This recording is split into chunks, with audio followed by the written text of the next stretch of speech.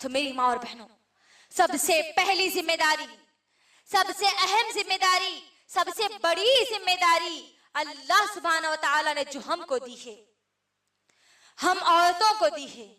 औरत चाहे किसी भी रिश्ते में हो, चाहे माँ के रिश्ते में हो, चाहे बहन के रिश्ते में हो, चाहे बेटी के रिश्ते में हो, चाहे बहू के रिश्ते में हो, चाहे ननद या देवरानी के रिश्ते में हो, चाहे वो खुद सास के रिश्ते में क्यों ना हो, हर औरत के लिए, चाहे वो किसी भी रिश्ते से ताल्लुक रखती हो, उसके लिए सबसे पहली जिम्मेदारी, सबसे अहम जिम्मेदारी, सबसे बड़ी जिम्मेदारी उसके लिए ये है कि वो अपने लिए दीन इल्म को हासिल करे। सबसे बड़ी जिम्मेदारी है मेरी माँ और बहनों, दीन के इल्म को हासिल करना हर मुसलमान औरत की जिम्मेदारी है। और ये जिम्मेदारी अल्लाह सुब्हानहू व तआला ने हम तमाम लोगों को दी है। अब जब जिम्मेदारी दी है मेरी माँ और बहनों, तो मैं एक और हदीस भी आपके दरमियान रख देती हूँ। सही मुस्लिम की हदीस है, बुखारी की भी हदीस है, बुखारी और मुस्लिम दोनों की हदीस है। अल्लाह के रसूल सल्लल्लाहु अलैहि वसल्लम फरमाते हैं कि हर शख्स जिम्मेदार है। गौर से सुनिए मेरी बहनों, हर शख्स जिम्मेदार है और हर शख्स से उसकी जिम्मेदारी के मुताबिक सवाल किया जाएगा। एक हाकिम, एक लीडर की जिम्मेदारी उसके अवाम की जिम्मेदारी है, उससे कल उसके अवाम के बारे में सवाल किया जाएगा। एक मर्द अपनी बीवी, अपने घर वालों पर जिम्मेदार है और उससे कल क़यामत के दिन इसकी जिम्मेदारी के बारे में सवाल किया जाएगा। औरत अपने शौहर के घर की जिम्मेदार है, अब शौहर के बच्चों की जिम्मेदार है, शौहर के माल की जिम्मेदार है और कल क़यामत के दिन इस औरत से उसकी जिम्मेदारी के बारे में सवाल किया जाएगा।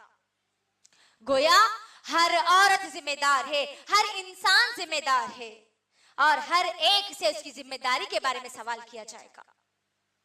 गौर करिए, सबसे पहली जिम्मेदारी अल्लाह ने मुझे और आपको यहां पर बतला दी कि इल्म दीन को हासिल करना है। गौर करिए मेरी बहनों कि ये इल्म दीन हासिल करने की जिम्मेदारी हमने कितनी अदा की है, कितनी हमको अदा करना है। क्या हमारे पास इतना वक्त है कि हम कह दें कि आज नहीं कल मैं सीख लूंगी, अभी तो मैं जवान हूं, बूढ़ी होने के बाद सीख लूंगी? बोलिए, क्या हमारे पास इतना वक्त है? नहीं मेरी माँ और बहनों, नहीं है। आप इस भरोसे पर मत रहिए कि कोई मौलाना आपको आकर सिखा देंगे, आपकी शादी के बाद आपका शौहर आपको सिखा देगा, आप आपके मायके में नहीं सीखे, आपके ससुराल में जाने के बाद इल्म दीन को सीख लेंगे। नहीं मेरी माँ और बहनों, इस भरोसे पर मत रहिए कि कोई आलिम आपको घर आकर सिखाएगा। नहीं, कोई आपको आके नहीं सिखाएगा, बल्कि अल्लाह सुब्हानहू व तआला ने मुझे और आपको, हम सबको अल्लाह ने ये कुरान हमारे हाथ में दे रखी है। कुरान देने के बाद इस बात का इंतजार मत करो कि कोई आकर आपको इल्म दीन सिखाएगा। कुरान हमारे पास आने के बाद अल्लाह मुझे और आपको, हर शख्स को पूछेगा, ये कुरान आने के बाद तूने कितना इल्म हासिल किया? क्योंकि मेरी बहनों, गौर करने वाली बात यह है कि अल्लाह सुब्हानहू व तआला ने इस कुरान का जो सबसे पहला फैसला जो अल्लाह ने नाजिल किया, सबसे पहला हुक्म जो अल्लाह ने नाजिल किया, सबसे पहली वही जो अल्लाह ने नाजिल की, सबसे पहला पैगाम जो अल्लाह ने नाजिल किया, वो पैगाम, वो वही, वो फैसला इल्म की बुनियाद पर है, इल्म के लिए कहा गया है। सूरे अलग की इब्तिदाई 5 आयतें मेरी माँ और बहनों सबसे पहले नाजिल की गई और इन आयत में क्या बताया गया? अऊज़ु बिल्लाहि मिनश शैतानिर रजीम, बिस्मिल्लाहिर रहमानिर रहीम, इक़रा बिस्मि रब्बिकल्लज़ी खलक़, खलक़ल इंसान मिन अलक़, इक़रा व रब्बुकल अकरम अल्लज़ी अल्लम बिल क़लम। अल्लाह ने ये आयतें सबसे पहले नाजिल की है।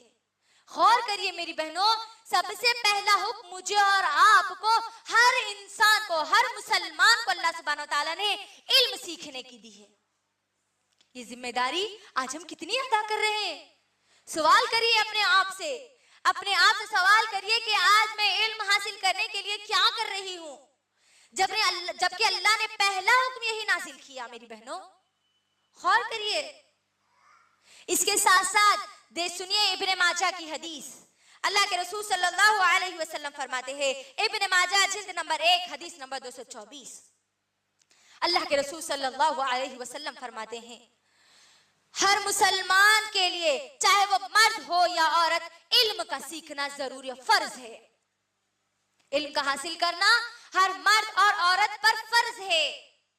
गौर करिए मेरी बहनों, जिस तरीके से नमाजों की पाबंदी करना हमारे लिए फर्ज है, जिस तरीके से रमजान के रोजे रखना हमारे लिए फर्ज है, जिस तरीके से अल्लाह ने हमको इस्तिताअत दी है, ज़कात हमको अगर हमारे माल में निकलती है तो ज़कात देना जिस तरीके से फर्ज है, जिस तरीके से हज करना फर्ज है, उसी तरीके से मेरे और आपके लिए, हर मुसलमान औरत के लिए, हर मुसलमान मर्द के लिए इल्म दीन को हासिल करना, इस कुरान के इल्म को हासिल करना फर्ज है।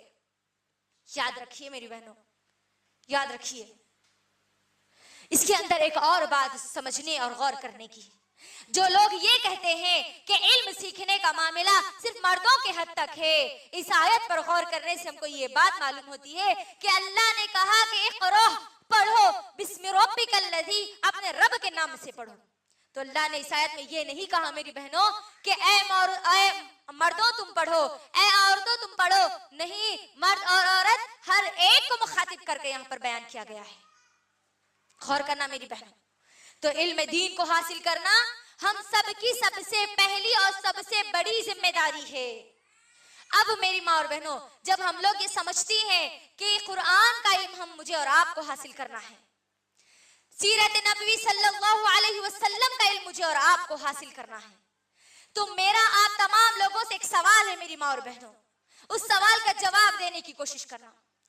जब अल्लाह सुब्हानहू तआला ने मुझे और आपको इस कुरान का इल्म हासिल करने का हुक्म दिया है, तो मेरा सवाल है आप तमाम लोगों से कि अल्लाह सुब्हानहू तआला ने इस कुरान मजीद में सबसे पहला इल्म किस चीज का हासिल करने का हुक्म दिया है?